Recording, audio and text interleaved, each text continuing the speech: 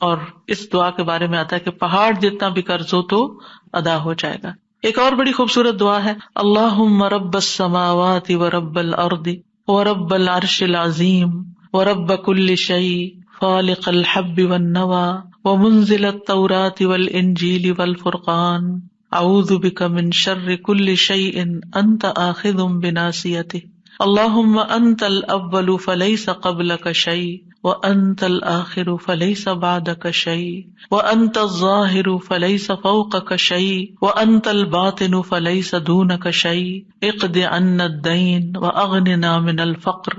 اے اللہ، آسمانوں کے رب اور زمین کے رب اور عرش عظیم کے رب، اے ہمارے رب اور ہر چیز کے رب، دانے اور گٹلی کو پھاڑ کر اگانے والے، تورات، انجیل اور فرقان یعنی قرآن کو نازل کرنے والے، میں ہر شر والی چیز سے تیری پناہ چاہتا ہوں جس کی پیشانی تو ہی پکڑے ہوئے ہے.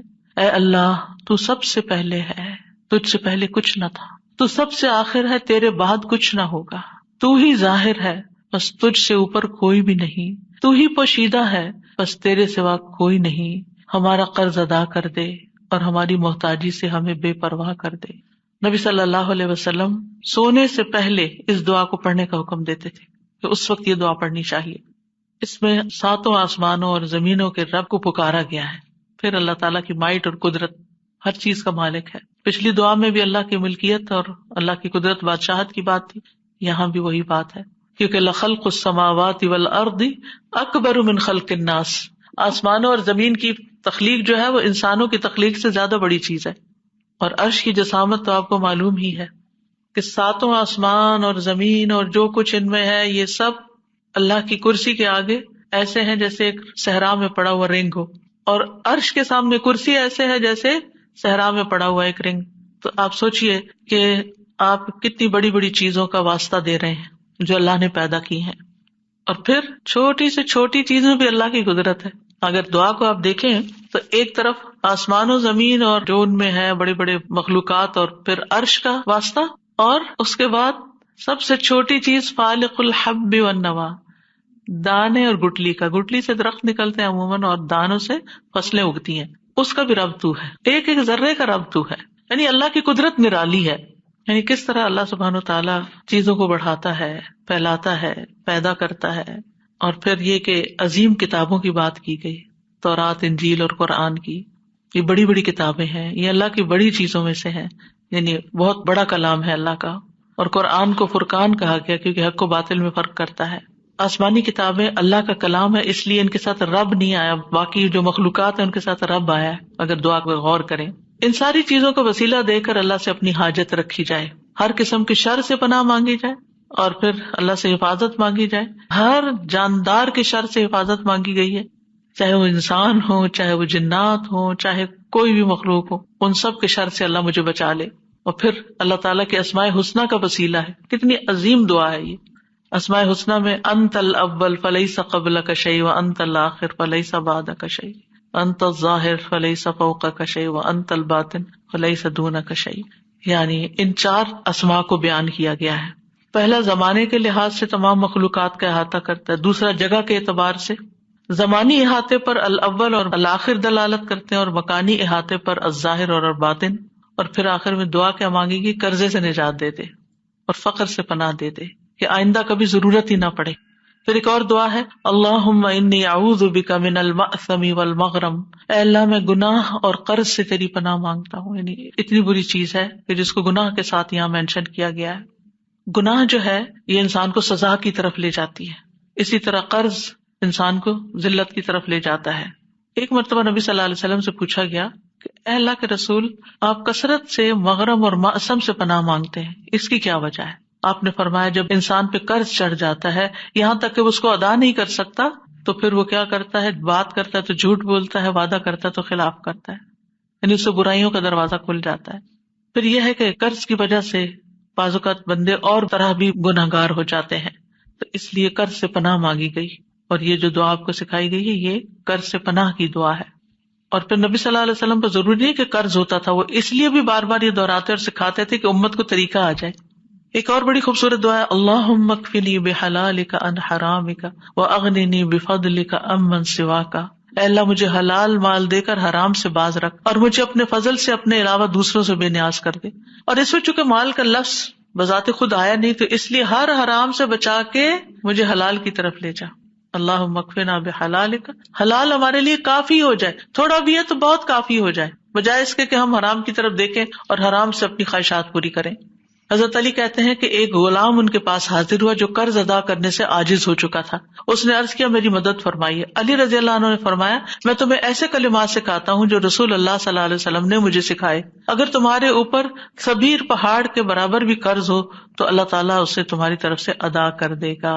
کہا کرو اللہم اکفنی بحلالک عن حرامک واغننی بفضلک عمن سواک. ایک اور دعا ہے اللہم انی اعوذ بک من الہم والحزن والعجز والکسل والبخل والجبن وضلع الدین وغلبۃ الرجال. اے اللہ میں تیری پناہ مانگتا ہوں غم اور رنج، عاجزی سے، سستی اور بخل سے، اور بزدلی سے، اور قرض چڑھ جانے سے، اور لوگوں کے غلبے سے، غلبۃ الرجال. اور ایک اور جگہ قہر الرجال آتا ہے. اس حدیث کے بارے میں آتا ہے نبی صلی اللہ علیہ وسلم نے ابو طلحہ سے فرمایا کہ اپنے بچوں میں سے کوئی بچہ میرے لیے تلاش کر دو جو میری خدمت کرے جبکہ میں خیبر کے لیے نکلوں. ابو طلحہ اپنی سواری پر مجھے اپنے پیچھے بٹھا کے لے گئے. میں اس وقت ابھی لڑکا تھا جو بالغ ہونے کے قریب تھا. جب بھی رسول اللہ صلی اللہ علیہ وسلم کہیں قیام فرماتے تو میں آپ کی خدمت کرتا، یعنی چھوٹی بڑی چیزیں اٹھا کے لے آنا، رکھنا، چیزیں سیٹ کرنا. اکثر میں سنتا کہ آپ یہ دعا کرتے اللہم انی اعوذ بک من الہم والحزن والعجز والکسل والبخل والجبن وضلع الدین وغلبۃ الرجال. یہ آپ کی کثرت سے پڑھی جانے والی دعا میں تھا. تو یہ آپ لکھ کے رکھ سکتے ہیں کہیں پر جہاں جو روزمرہ کی آپ کی دعائیں ہیں، تاکہ آپ زیادہ سے زیادہ ان کو پڑھ سکیں. اسی طرح شروع میں نے بات کی تھی من ذا الذی یقرض اللہ قرضا حسنا، کون ہے جو اللہ کو قرض دے، قرض حسنا، ویضاعفہ لہ اضعافا کثیرہ، تو اس کے لیے بہت زیادہ گنا اس کو بڑھا کے لوٹائے. ایک ہوتا ہے صدقہ کرنا، جیسے کسی غریب کو کھلا دیا، کسی مسکین کی مدد کر دی، کسی مقروض کا قرض اتار دیا.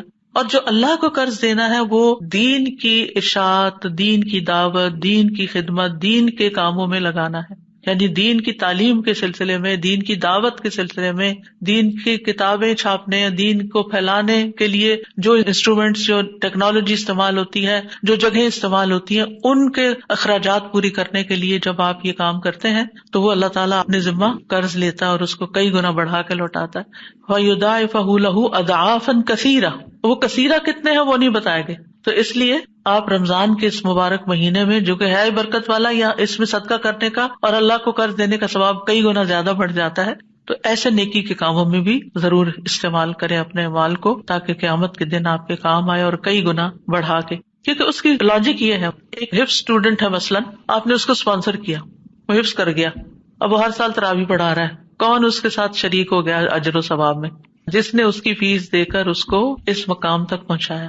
ایک طالب علم ہے جو دین سیکھ رہا ہے، اس کے بیٹھنے کی کرسی آپ نے خرید کر دی. ایک ایک کرسی تو آپ نہیں خریدتے، لیکن ایک مثال دے رہی ہوں، جس پر اس نے بیٹھ کے پڑھا، یا جس روشنی کو اس نے استعمال کیا، یا جس پانی کو اس نے استعمال کیا، وہ سارا اس کی تعلیم حاصل کرنے کے سلسلے میں تھا. وہ تعلیم حاصل کر کے چلا گیا، اس نے 1000 لوگوں کو پڑھا دیا، سکھا دیا، آگے پھیلایا اس کو. جہاں جہاں تک وہ نور جائے گا آپ کی سپورٹ اس میں حصہ بن جائے گی. تو اس لیے خیر کے کاموں میں، فی سبیل اللہ کاموں میں خرچ کرنے میں کبھی بھی پیچھے نہ رہے. کیونکہ عام طور پر جو پرسنل لیول پر ہم ضروریات ہوتے ہیں وہ پورے کر کے بہت ایک سینس آف اچیومنٹ محسوس کرتے ہیں، لیکن جہاں اجتماعی طور پر ہمیں خرچ کرنا پڑتا ہے، یا کسی باکس میں ڈالنا پڑتا ہے، یا ایسی جگہ دینا پڑتا ہے جہاں کوئی انسٹنٹلی ایکنالج نہیں کرتا، یا شکریہ نہیں کہتا، یا جزاک اللہ اس وقت نہیں بولتا، یا اپریشیٹ نہیں کرتا، تو پھر ہمیں لگتا ہے کہ جیسے ہم نے کچھ کیا ہی نہیں. تو اس میں آپ کا معاملہ اللہ کے ساتھ ہونا چاہیے. 7 لوگ جو عرش کے سائے تلے ہوں گے، ان میں سے ایک وہ ہوگا کہ جس کا دایاں ہاتھ جو خرچ کرے بائیں کو بھی نہ پتا ہو کہ دائیں ہاتھ سے کیا نکلا ہے. اور کبھی کبھی ایسے ہی بے حساب بھی خرچ کیا کریں تاکہ اللہ بھی آپ کو بے حساب لوٹائے.